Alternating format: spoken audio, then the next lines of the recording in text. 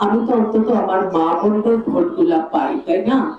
ইসলামে বলা হয়, যদি তোমরা জালিমের বিরুদ্ধে যুদ্ধ করতে না পারো, অন্তত প্রতিবাদটা করো, অন্তত কথাটা বলো। আউযু বিল্লাহি মিনাশ শাইতানির রাজিম। বিসমিল্লাহির রহমানির রহিম। সম্মানিত মা বোনেরা, সম্মানিত অভিভাবক বৃন্দ, আসসালামু আলাইকুম। ওয়ালাইকুম আসসালাম। আমি ব্রাহ্মণবাড়িয়া ২ আসনের স্বতন্ত্র প্রার্থী হিসেবে হাঁস মার্কায় নির্বাচনে দাঁড়িয়েছি।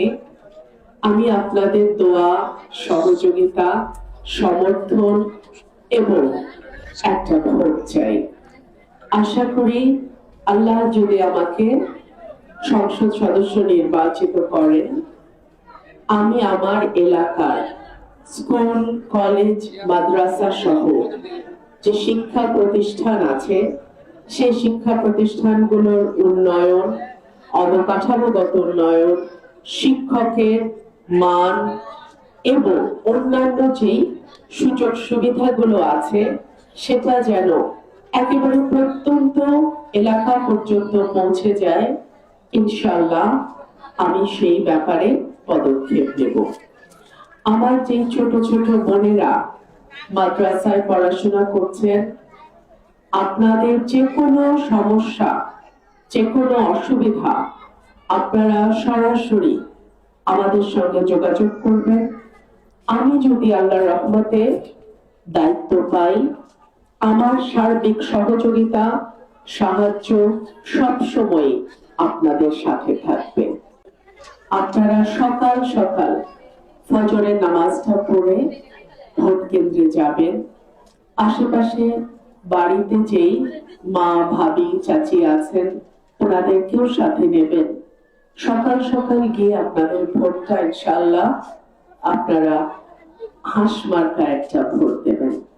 আপনারা যত সহজে, আমার মা বোনদের বলছি, আমার কাছে আসতে পারবেন বা আপনাদের সুযোগ সুবিধা অসুবিধার কথা বলতে পারবেন, আপনাদের কোনো সমস্যার ব্যাপারে আমার কাছে আসতে পারবেন, কিংবা যদি আপনাদের কোনো আইনগত পরামর্শ দরকার হয়, আপনারা যত সহজে আমার কাছে আসতে পারবেন।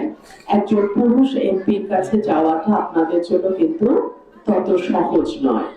সুতরাং এই সকল কিছুর বিবেচনায় আমি তো অন্তত আমার মা বোনদের ভোটগুলা পাই, তাই না?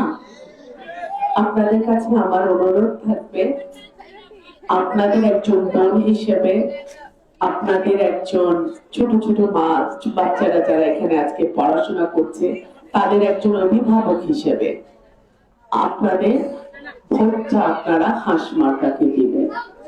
গত 15 বছর আমি নানান প্রতিকূলতার মধ্যে, নানান বিপদ আপদের মধ্যে আমি কিন্তু আমার আওয়াজটা জারি রেখেছি।